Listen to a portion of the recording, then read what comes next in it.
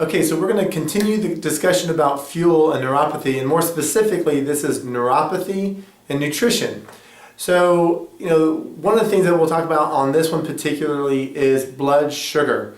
And so this is going to be very important for all of you who have diabetes or pre-diabetes and discussions about neuropathy.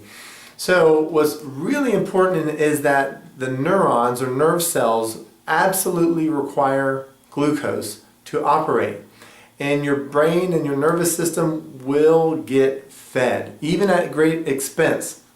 So you have massive adaptive measures in place to make sure that we keep these neurons fed, even if you're not eating properly yourself. So one of these adaptive measures is that we have stored glucose in muscles, so we will go to that first and use that up first. And once that's gone, then the body will start taking amino acids and pulling them off of the liver and converting those amino acids into sugars. This is called glyconeogenesis.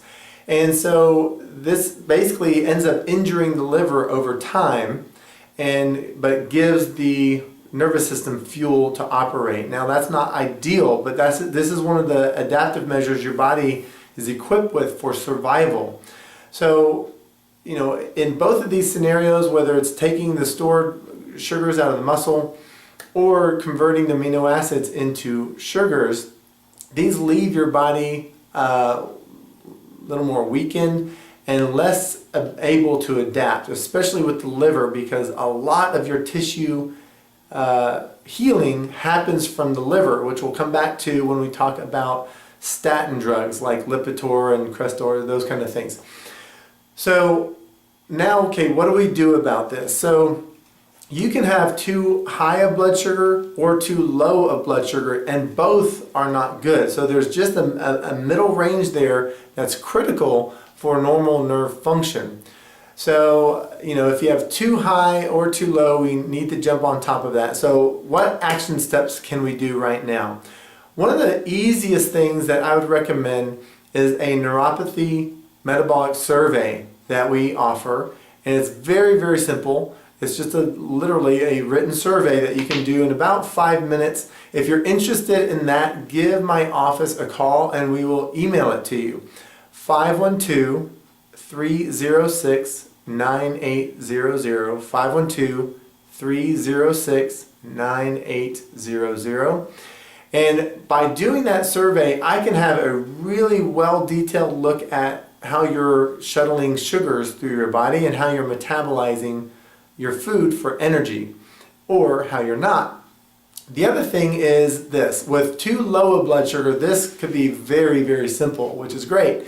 And that might just be that you're under eating, which is very common actually in neuropathy, because people start doing less and they kind of lose appetites and so forth. So regarding under eating, probably the easiest thing to do is, one, you have to make sure to have at least your 3 squares, breakfast, lunch, and dinner. And if you're eating very small amounts there, then this tip will help you out a lot. What we need are snacks, healthy and quality snacks that you can eat throughout the day and keep that fuel coming in. What I'd recommend is something like the beginning of the week, just get a pack or two of turkey bacon and cook that. And then you can do turkey bacon with some apple slices. Just a couple strips of that, half an apple, and you kind of make that as your snack between breakfast and lunch, for example. Another example, it would be like macadamia nuts, and you can do some blueberries. Something simple like that. The apple and the bacon, what I love about that is you can just put those in a Ziploc bag and you can head out the door with them and they'll travel very well.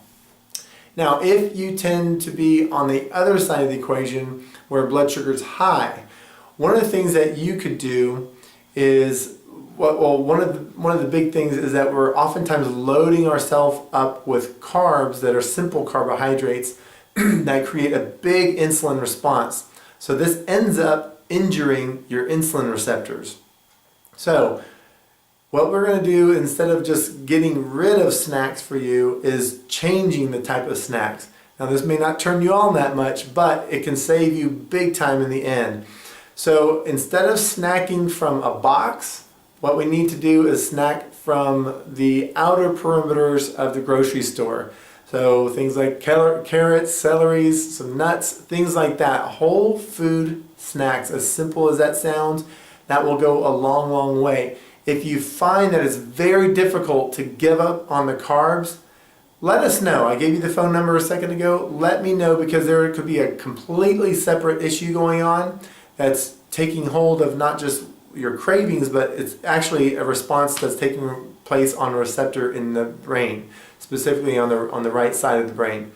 So try those two tactics, and basically it's critically important to know that your nervous system will do everything it can to get fed. So we want to try to make sure that we can get into that mid-range of not too high and not too low blood sugar, and that will keep us out of a chronic state of inflammation and help the nerves to heal. See you on the next video.